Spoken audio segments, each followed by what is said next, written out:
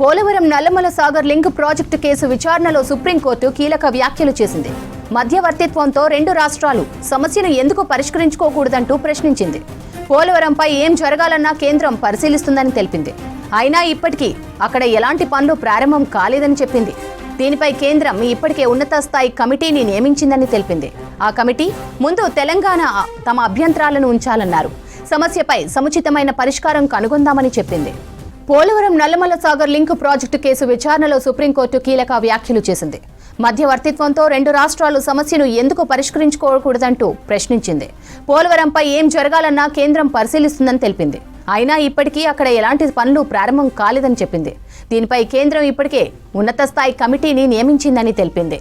ఆ కమిటీ ముందు తెలంగాణ తమ అభ్యంతరాలను ఉంచాలన్నారు. సమస్యపై సముచితమైన పరిష్కారం కనుగొందామని చెప్పింది.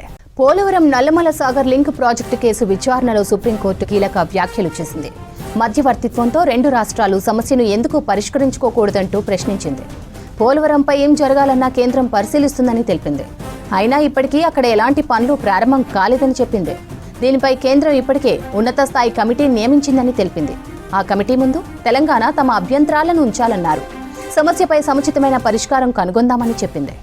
Polavaram Nallamala Sagar link project case విచారణలో సుప్రీంకోర్టు కీలక వ్యాఖ్యలు చేసింది. మధ్యవర్తిత్వంతో రెండు రాష్ట్రాలు సమస్యను ఎందుకు పరిష్కరించుకోకూడదంటూ ప్రశ్నించింది. పోలవరంపై ఏం జరగాలన్నా కేంద్రం పరిశీలిస్తుందని తెలిపింది. అయినా ఇప్పటికీ అక్కడ ఎలాంటి పనులు ప్రారంభం కాలేదని చెప్పింది. దీనిపై కేంద్రం ఇప్పటికే ఉన్నత స్థాయి కమిటీ నియమించిందని తెలిపింది.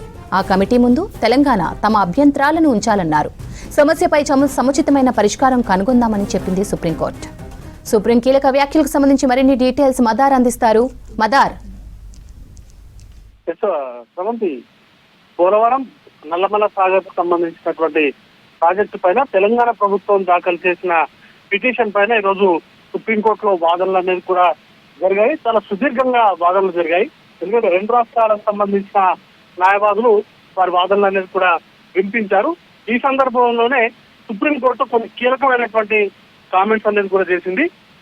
ప్రధానంగా పోలవరం నల్లమల సాగర్ ప్రాజెక్టుకు సంబంధించి కేంద్రం మధ్యవర్తిత్వం ద్వారా పరిష్కరించేందుకు ప్రయత్నం చేయాలంటూ కూడా ఒక సూచన చేసింది. దాంతో పాటు సమగ్ర విచారణ కోసం సివిల్ సూట్ దాఖలు చేయాలంటూ కూడా తెలంగాణ ప్రభుత్వానికి సూచనలు అనేది కూడా జారీ ఒక కమిటీ అనేది కూడా ఏర్పాటు చేసిన నేపథ్యంలో తెలంగాణ ప్రభుత్వ అభ్యర్థనను పరిశీలించి అవసరమైతే ప్రాజెక్టును ఆపే నిర్ణయాధికారాన్ని కూడా కమిటీకి ఇస్తామంటూ కూడా సుప్రీంకోర్టు ఒక కీలకమైనటువంటి కామెంట్ చేసింది. అయితే రెండు రాష్ట్రాలకు సంబంధించినటువంటి వాదనల సందర్భంగా ఇటు తెలంగాణ సంబంధించి సీనియర్ న్యాయవాది అభిషేక్ మను సింఘి వాదనలు వినిపించారు.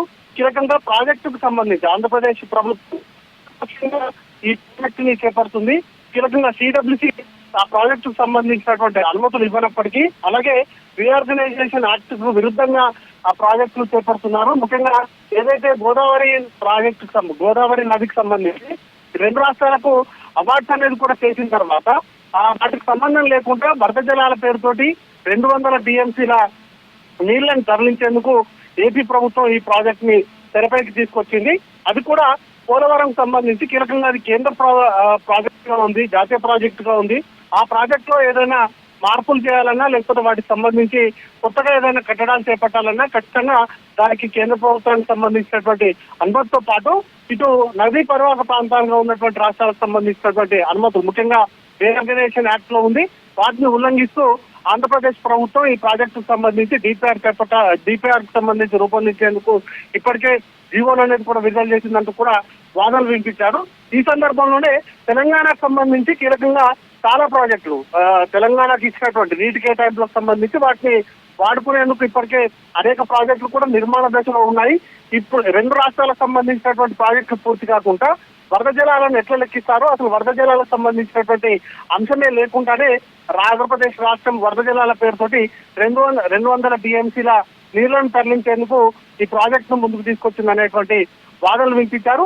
ఆ సందర్భంలోనే ఆ ప్రాజెక్టుకు సంబంధించి సుప్రీంకోర్టు కొన్ని కీలకమైనటువంటి క్వశ్చన్స్ అడిగింది. ఎందుకంటే ఆ ప్రాజెక్టు ప్రస్తుతం ప్లానింగ్ దశలోనే ఉంది.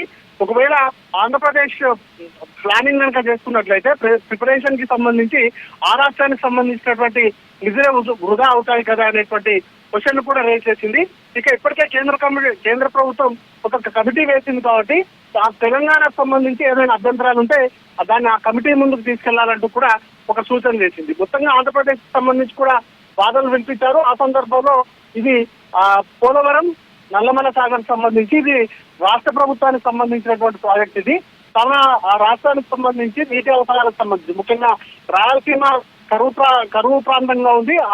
ఆ ప్రాంతానికి నీళ్లను తరలించేందుకు తమకు ఎవరి పర్మిషన్ అవసరం లేదు అనేటువంటి వాదనలు వినిపించేటువంటి క్రమంలో కేంద్ర ప్రభుత్వం ఇప్పటికే కమిటీ వేసింది కాబట్టి రెండు రాష్ట్రాలకు సంబంధించినటువంటి అభ్యంతరాలు కావచ్చు వాటన్నింటినీ కూడా కమిటీ దృష్టికి తీసుకెళ్లాలంటూ కూడా అది కూడా సాధ్యమైనంత త్వరగా ఆ కమిటీ విచారణ అనేది కూడా పూర్తి చేసేలాగా తాము ఆదేశాలు ఇస్తామంటూ కూడా నెక్స్ట్ హియరింగ్ అనేది సోమవారానికి వాయిదా వేసింది. మొత్తంగా రెండు రాష్ట్రాలు తమ వాదనలు వినిపిస్తూనే సుప్రీంకోర్టు కూడా కొన్ని కీలకమైనటువంటి కామెంట్స్ అయితే చేసింది శ్రవంతి ఈ కేసుకు సంబంధించి.